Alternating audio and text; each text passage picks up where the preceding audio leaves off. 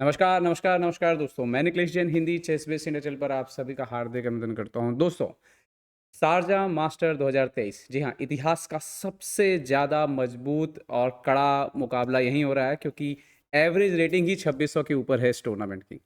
सिर्फ 2 राउंड हुए हैं और 2 राउंड के बाद क्या आप यकीन करेंगे कि सिर्फ 2 ही खिलाड़ी ऐसे हैं जिनके 2 अंक हैं। तो इससे आप अंदाज़ा लगा सकते हो कि टूर्नामेंट जो है कितना कड़ा मुकाबला है और आधा अंक बनाना भी यहाँ पर जो है एक बड़ी बात है। ये 2 खिलाड़ी कौन हैं? भारत की प्रज्ञानंदा और विश्व महिला शतरंज चैंपियन जिनको टूर्नामेंट में 71 सीडिंग मिली थी, जू वेनजुन जो है, ये दोनों 2 पॉइंट पर हैं और कल इन दोनों के बीच ही मुकाबला होने की संभावना है। खैर, प्रज्ञानंदा ने आज रौनक साधवानी के साथ मुकाबला खेला, वही रौनक साधवानी जो उनके साथ शतरंज ओलंपियाड टीम में थे। और ये जो मुकाबला प्रज्ञानंदा ने सफ़ेद मोहरों से खेला, इस मुकाबले के बाद स्थिति ये है कि प्रज्ञानंदा की लाइव रेटिंग अब 2696 हो गई है, मतलब 2696 4 अंक बचे हैं। और अगर कल एक और जीत आई तो प्रज्ञानंदा कल ही लाइव रेटिंग में पहली बार अपने जीवन में 2700 का आंकड़ा पार कर सकते हैं। तो खैर भविष्य में क्या छुपा है वो तो देखेंगे, पर फिलहाल ये मैच देखते हैं जिसमें प्रज्ञानंदा ने रौनक साधवानी के खिलाफ एक बेहतरीन क्वीन सैक्रिफाइस के साथ अंत किया है। तो इस गेम को लास्ट तक देखिएगा, हमारे साथ बने रहिएगा। तो ये मैच शुरू हुआ, प्रज्ञानंदा सफ़ेद मोरों से खेल रहे थे, उन्होंने E4 खेला, यहाँ पर जवाब दिया और यहाँ पर रौनक ने E5 खेल के। इन दोनों के बीच एक्चुअली में रैपिड चेस में, ब्लिट्ज चेस में बहुत मुकाबले हैं, खेले गए हैं और इसीलिए दोनों एक दूसरे को अच्छे से जानते भी हैं। और यहाँ पर नाइट F3 खेला प्रज्ञा ने, तो जवाब दिया यहाँ पर रौनक ने नाइट C6। प्रज्ञानंदा ने खेला bishop B5, now A6, bishop A4, night F6। तो राय लोपेज में मतलब ये तो मेन लाइन ही यहाँ पे मैच खेला गया। प्रज्ञानंदा ने कैसल किया तो बिशप E7 खेला यहाँ पर। और अब प्रज्ञानंदा यहाँ पे चुनते हैं bishop into C6, D into C6। यहाँ पर मैं आपको एक बात ज़रूर बताना चाहूँगा कि प्रज्ञानंदा और रौनक के खेल में एक बड़ा अंतर भी है कि रौनक अग्रेसिव बहुत अच्छा खेलते हैं, लेकिन जब भी उनको थोड़ा सा पेसिव अगर होना पड़ जाए पोजीशन में, तो वहाँ कहीं न कहीं उनकी कमज़ोरी नज़र आती है और प्रज्ञानंदा ये बात अच्छे से जानते थे। और ये जो बिशप इंटू C6 का वेरिएशन चूज़ किया है प्रज्ञानंदा ने, उसके पीछे उनकी वही सोच थी कि रौनक को किसी भी तरह से कोई भी आक्रामक लाइन जो है वो नहीं देनी है। ओके, प्रज्ञानंदा ने यहाँ पर एक्सचेंज करने के बाद D3 खेला, रौनक ने खेला नाइट D7 और अब इन नाइट को जो है वो नए लोकेशन पे ले जाने का उनका प्लान था। यहाँ पर प्रज्ञानंदा अपना डेवलपमेंट कंटिन्यू करते हैं, बिशप E3 कैसल करते हैं यहाँ पर रौनक। तो नाउ प्रज्ञा खेलते हैं यहाँ पर नाइट B D2 और अब C5 खेलते हैं यहाँ पर और D4 के स्क्वायर को कंट्रोल में लेने की कोशिश करते हैं यहाँ पर रौनक। तो यहाँ पे प्रज्ञानंदा खेलते हैं नाइट C4, रौनक खेलते हैं F6 और यहाँ पर प्रज्ञानंदा ने नाइट H4 खेला जो कि नॉवेल्टी है। यहाँ पर जब प्रज्ञानंदा का मैंने इंटरव्यू किया, उनसे पूछा भी, तो उन्होंने कहा कि इस तरह की पोजीशन में F6 के साथ कई बार रैपिड मुकाबलों में उन्होंने नाइट H4 खेला है। तो उनको एग्जैक्टली ऐसा कुछ याद तो नहीं था पूरा लाइन, बट उनको था कि नाइट H4 खेला जा सकता है, तो उन्होंने ऑन द बोर्ड ही इसको ऑलमोस्ट क्रिएट किया। Night B8, so now night F5।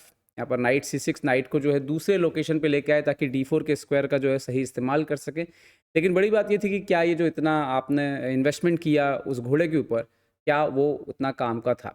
यहाँ पर अगली चाल में जो है, यहाँ पर क्वीन G4 लेकर के आते हैं प्रज्ञानंदा और अब यहाँ पर आप देखिए G7 पे जो है वो मात लग रही है। यहाँ पे आप बहुत पेसिव नहीं हो सकते रुक F7 वगैरह, क्योंकि नाइट H6 आ रहा है।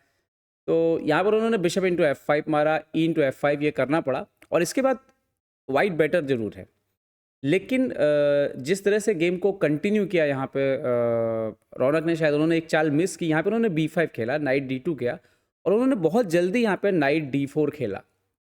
इसकी जगह वो अपने रुक को भी इस्तेमाल कर सकते थे इस पोजीशन में, बट नाइट D4 के बाद जैसे ही C3 यहाँ पे खेला गया, तो रौनक ने खेला नाइट C2 और जैसा कि प्रज्ञानंदा ने भी गेम में एनालिसिस में बताया, जो कि शायद उनसे मिस हुआ रौनक से, कि आफ्टर बिशप H6 रुक F7 रुक के C1, उनसे मिस हुआ शायद कि यहाँ पर क्वीन इंटू D3, उन्हें लगा कि शायद नहीं, not here exactly, after king H8 night E4, कि यहाँ पे उन्हें लगा कि शायद क्वीन D3 मारा जा सकता था, बट एक्चुअली में रुक F D1 के बाद पोजीशन काफ़ी ख़राब है। तो हुआ ये कि आफ्टर नाइट E4 यहाँ पर उन्होंने GH6 मारना पड़ा। तो नाउ रुक इंटू C2, यहाँ पर बिशप और नाइट एक्सचेंज हुए आपस में, लेकिन अगर आप देखोगे तो जो ब्लैक का पॉन स्ट्रक्चर है, ना सिर्फ वो डैमेज है, बल्कि ब्लैक की सबसे बड़ी समस्या है रौनक की यहाँ पे कि ये जो ऊँट है ये गेम में खेलेगा कैसे। ये वो कुछ मोमेंट थे जहाँ पर शायद एक आध बार C4 का एक चांस क्रिएट हो सकता था ये सेक्रीफाइस करके, लेकिन वही बात है कि आपका पूरा स्ट्रक्चर खराब हो जाएगा, तो आप क्या उस तरह का रिस्क लेंगे। रौनक ने रुक G7 खेला, सो क्वीन F3 क्वीन G8 गए। सो नाउ यहाँ पर उन्होंने किया B3 किया यहाँ पर प्रज्ञानंदा ने। सो अब रौनक खेलते हैं रुक D8। तो एक बार G3 करके G7 G2 का जो भी प्रॉब्लम था उसको दूर किया यहाँ पर प्रज्ञानंदा ने। वो आराम से खेल रहे थे, उनको पता कि ये एंड गेम धीरे धीरे जो है विनिंग है, क्योंकि वो बिशप बहुत ख़राब है। क्वीन F7 और साथ ही साथ पॉन स्ट्रक्चर और किंग भी अलग वीकनेस का प्रॉब्लम था। रुक D1 खेला यहाँ पे प्रज्ञानंदा ने। तो रुक D7 किया यहाँ पे रौनक ने। तो अब यहाँ पे प्रज्ञानंदा ने फाइनली डिसाइड किया कि C4 करते हैं और इस बिशप का भविष्य हमेशा के लिए ख़त्म कर देते हैं। वो बिशप सिर्फ एक पॉन बन के रह गया बोर्ड के ऊपर। B4 हुआ यहाँ पे। सो नाउ प्रज्ञानंदा ने A3 ब्रेक दिया, A5 AB4, उसके बाद इमीडिएटली A फाइल हासिल कर ली। और यहाँ पे ये बिल्कुल क्लियर था कि ब्लैक के पास प्रॉब्लम ये है कि एक तो मोहरों के बीच संतुलन नहीं बन रहा है, तालमेल नहीं बन रहा है, एक जगह आप अटैक नहीं कर पा रहे हो, स्पेस का अलग प्रॉब्लम है और कोई खास टारगेट था नहीं यहाँ पे। तो प्रज्ञानंदा इसके बाद गेम को देखिए उन्होंने बड़े अच्छे से फिनिश किया। रुक G8, रुक D A1, रुक G8। सो यहाँ पे रुक A8 गुड मूव। अब एक्सचेंज हो गया तो D3 पॉन भी आप मार नहीं सकते। तो नाउ क्वीन E8, रुक D8, रुक इंटू D8 और यहाँ पर आए रुक E6। अभी F6 के पॉन पर अटैक था, उसको C6 करके प्रोटेक्ट किया। तो नाउ यहाँ पे प्रज्ञानंदा आते हैं चुपचाप, क्वीन E3 डबल अटैक करते हैं H6 के पॉन पे और C5 के पॉन पे। क्वीन H5 यहाँ पे खेला। रौनक ने कुछ उम्मीद के साथ कुछ हो जाए, लेकिन काफ़ी देर हो गई, तो उन्होंने यहाँ पे नाइट C5 खेला। यहाँ पे ये अगर बिशप इंटू C5 मारते भी तो ये जो पोजीशन है ये बहुत ही ज़्यादा प्रॉब्लम है यहाँ पे ब्लैक के लिए। आप अपने हाथी को छोड़ के नीचे की तरफ नहीं आ सकते हो। ये रुक भी बहुत ज़्यादा एक्टिवेट था, तो ये तो वैसे भी बचता नहीं। तो उन्होंने क्वीन F5 खेला। तो रुक इंटू C6, H5 यहाँ पे किया। तो प्रज्ञानंदा खेलते हैं नाइट E6, रुक 8 और यहाँ पे जो शानदार फिनिश किया है क्वीन सेक्रीफाइस ऑफर करते हुए, क्वीन A7। और इसके बाद रिज़ाइन करना पड़ गया रौनक को, क्योंकि प्रॉब्लम यह है कि अगर आप यहाँ पे रुक इंटू क्वीन मारते हैं तो आप देख सकते हो कि पीछे से यहाँ पर जो है वो चेकमेट का प्रॉब्लम है। आप कुछ इसी तरह से इसको बच सकते हो, बट उसके बाद जो है फाइनली रुक इंटू F8 के बाद यहाँ पे चेकमेट हो जाएगी और कोई ऑप्शन नहीं था।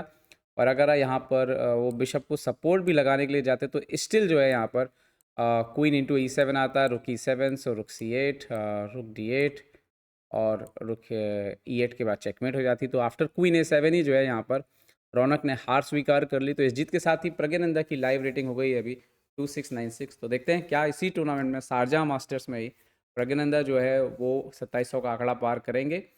अगर आप देखना चाहें कि प्रज्ञानंदा ने कैसा इंटरव्यू दिया है तो मैंने चेस बेस इंडिया के मेन चैनल के लिए उनका इंटरव्यू लिया हुआ है, तो वहाँ जा करके आप प्रज्ञानंदा का वो इंटरव्यू भी जो है देख सकते हैं। उम्मीद करता हूँ ये वीडियो आपको पसंद आया होगा। पसंद आया तो लाइक शेयर और सब्सक्राइब करना ना भूलें। देखते रहिए चेस बेस इंडिया के लिए मैं निखिलेश जैन। जय हिंद दोस्तों।